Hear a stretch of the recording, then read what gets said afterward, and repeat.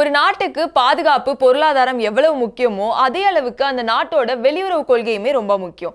இந்தியாவுடைய foreign policy எடுத்துக்கிட்டோம் அப்படின்னா ஹிந்தி சீன் பாய பாயில இருந்து இன்றைக்கு Europe's problem R not world's problem அப்படின்னு உலக அரங்கில் சொல்ற வரைக்குமே இந்தியாவுடைய ஃபாரின் பாலிசியில ஒரு டிராஸ்டிக் சேஞ்ச் உருவாகி இருக்குது.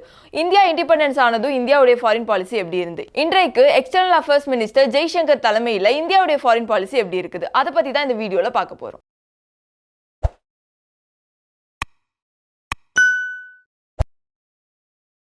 இந்தியா சுதந்திரமானதும் இந்தியாவுடைய முதல் வெளியுறவுத்துறை அமைச்சரா அப்போது இந்தியாவின் பிரதமராக இருந்த பண்டிட் ஜவஹர்லால் நேரு தான் வெளியுறவுத்துறை அமைச்சரா ஆகிறாரு.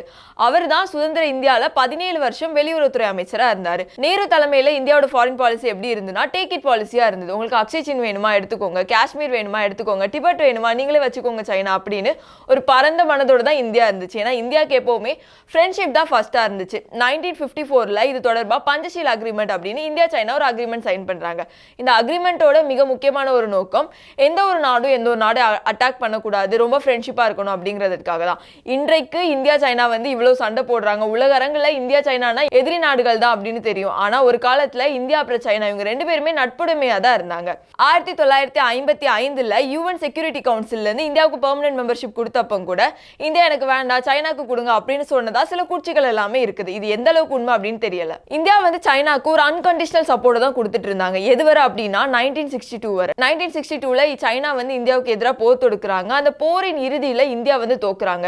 இந்தியாட்ட இருந்து அக்ஷய் சின் போயிட்டு அருணாச்சல பிரதேசோட சில பகுதிகள் போயிடுச்சு. பல சோல்ஜர்ஸை இழந்துட்டோம். ஆனா அதுக்கப்புறம் கூட ஹிந்தி சீன் பாயே பாயே அப்படின்னு நேரு தலைமையில இருந்த ஃபாரின் பாலிசியோட சில செக்மெண்டேஷன்ஸ் எல்லாமே இன்னுமே சைனா கூட ஒரு ஃப்ரெண்ட்ஷிப்பை நம்ம மெயின்டைன் பண்ணுவோம் அப்படின்னு தான் சொல்லிட்டு இருந்தாங்க.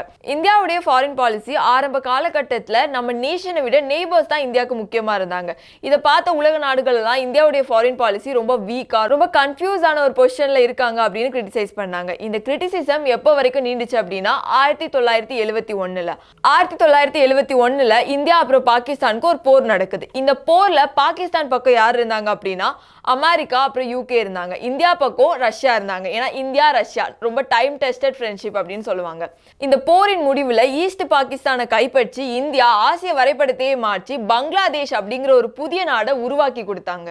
இந்த போர்னால மட்டும் இல்ல, இந்திரா காந்தி தலைமையில 1974 இந்தியா பொக்ரான் அணுகுண்டே சோதிச்சு பார்த்திருப்பாங்க. இதனால இந்தியாவுடைய இமேஜ் உலக அளவுல கொஞ்சம் ஹையா இருந்துச்சு. ஸோ நம்மளோட ஃபாரின் பாலிசி அவ்வளோ ஸ்ட்ரிக்டா இருந்துச்சு. நாங்க யாருக்குமே அடிப்பணிஞ்சிருக்க மாட்டோம், எங்களுக்கு என்ன சரின்னு தோணுதோ அதை நாங்க பண்ணுவோம் அப்படின்னு இந்தியா ஒரு இண்டிபெண்டன்டான ஃபாரின் பாலிசியை இந்திரா காந்தி பீரியட்ல மெயின்டைன் பண்ணாங்க. ஆனா அதுக்கப்புறம் இந்தியாவுடைய ஃபாரின் பாலிசி மறுபடியுமே லாகா தான் போயிட்டு இருந்து அதுக்கு பிரதமர்களா இருக்கட்டும் நம்மளோட ஃபாரின் மினிஸ்டரா இருக்கட்டும் முதல்ல யாருக்குமே பிரச்சனை வராம தனியா ஒரு ரிஸ்க் எடுக்காம அப்படியே போயிட்டு இருந்தாங்க.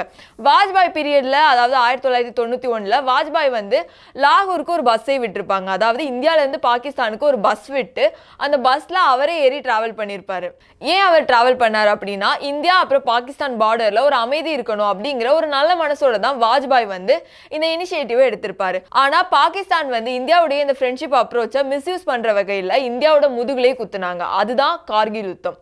அந்த கார்கில் யுத்தம் இந்தியா எதிர்பார்க்காத தருணங்கள்ல நடந்தது. அதுலயுமே இந்தியா தான் வெற்றி பெற்றிருப்பாங்க. ஏன் இந்தியாவுடைய வெளியுறவு கொள்கை தொடர்பா பேசும்போது இந்தியா இந்நாள் வரைக்குமே கையாண்ட போர்கள், இந்தியாவுடைய டிஃபென்ஸ் ஸ்ட்ரக்சர் எப்படி இருக்கு அதெல்லாம் மேற்கோளிட்டு பேசுறோம் அப்படின்னா ஒரு நாடு ஒரு இண்டிபெண்டன்டான ஃபாரின் பாலிசியை மேக் பண்ணும் அப்படின்னா அந்த நாட்டோட டிஃபென்ஸ் அப்புறம் அந்த நாட்டோட பாதுகாப்பு ரொம்ப உறுதியா இருக்கணும். அப்படி இருந்தா மட்டும்தான் இந்தியா இருக்கட்டும் இல்ல எந்த நாடா இருக்கட்டும் உலக அரங்குல அவங்களுக்குன்னு ஒரு இண்டிபெண்டன்டான ஃபாரின் பாலிசியை மேக் பண்ண முடியும். அதுக்கப்புறம் மன்மோகன் சிங் அவர்கள் இந்தியாவோட பிரைம் மினிஸ்டர் ஆகுறாங்க. அந்த டைம் ஃபாரின் பாலிசி எந்த ஒரு சேஞ்சஸ்மே இல்லை, நார்மலா போயிட்டு இருந்து. முதல்ல இந்தியாவுடைய ஃபாரின் பாலிசியில எப்போ ஒரு டிராஃப்டிக் சேஞ்ச் நடந்துச்சு அப்படின்னா 2019 தான். 2019 டாக்டர் ஜெய்சங்கர் இந்தியாவுடைய வெளியுறவுத்துறை அமைச்சரா அப்பாயிண்ட் பண்றாங்க. ஜெய்சங்கரை பொறுத்த வரைக்குமே அவர் இந்தியன் டிப்ளமேட்டா பணியாற்றிட்டு இருந்த அந்த காலகட்டத்தில் இந்தியாவுடைய ஃபாரின் பாலிசி எப்படி கோட் பண்ணார் அப்படின்னா இது ரொம்ப அவுடேட்டடா இருக்குது. இந்தியா உலக அரங்குல வேர்ல்ட் ஸ்டேஜ்ல ரிஸ்க் எடுக்கணும், அவங்களுக்குன்னு ஒரு நரேட்டிவ் ஃபிக்ஸ் பண்ணும் அப்படின்னு பல மாற்றங்களை இந்தியாவுடைய ஃபாரின் பாலிசி மேற்கொள்ளணும் அப்படின்னு சொல்லிட்டு வந்தாரு. எப்ப ஜெய்சங்கர் இந்தியாவுடைய ஃபாரின் மினிஸ்டரா பதவியேற்றாரோ அப்போ இது எல்லாத்தையுமே நடத்தி காட்டிட்டாரு. இதற்கு உதாரணமா பல தலைவர்கள் நம்மளோட இந்தியாவுடைய ஃபாரின் பாலிசியும் நம்மளோட எக்ஸ்டர்னல் அஃபேர்ஸ் மினிஸ்டர் ஜெய்சங்கரையுமே போற்றி புகழ்ந்த தருணங்கள்லாம் இருக்குது.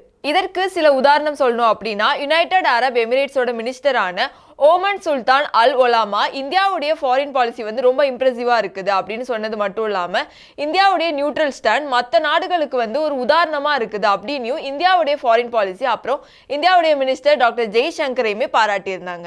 யுஏஇ மட்டும் இல்லாம ரஷ்யாவுடைய அதிபர் புதின் கூட இந்தியாவுடைய ஃபாரின் பாலிசி ரொம்ப சிறப்பா இருக்குது, அவங்களோட நியூட்ரல் ஸ்டாண்ட் வந்து பிரமிக்கும் வகையில இருந்து அப்படின்னு கூட சொல்லியிருந்தாங்க.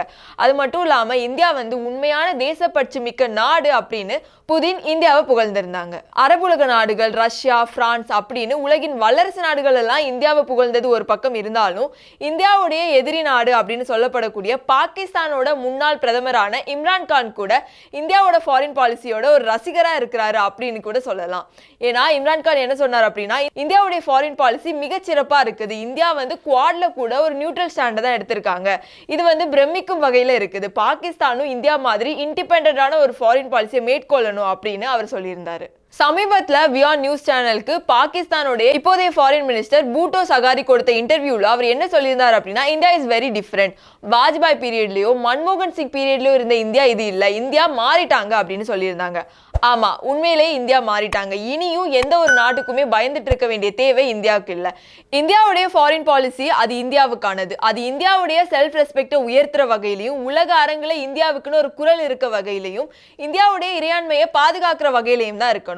இந்தியாவுக்குன்னு இண்டிபெண்டன்டான ஒரு ஃபாரின் பாலிசி இருக்கிறது இந்தியாவுடைய உரிமை, அந்த உரிமையை இந்தியா கிட்ட இருந்து யாராலையுமே பறிக்க முடியாது. உலக தமிழ் சொந்தங்களுக்கு வணக்கம், நான் ராஜவேல் நாகராஜன்.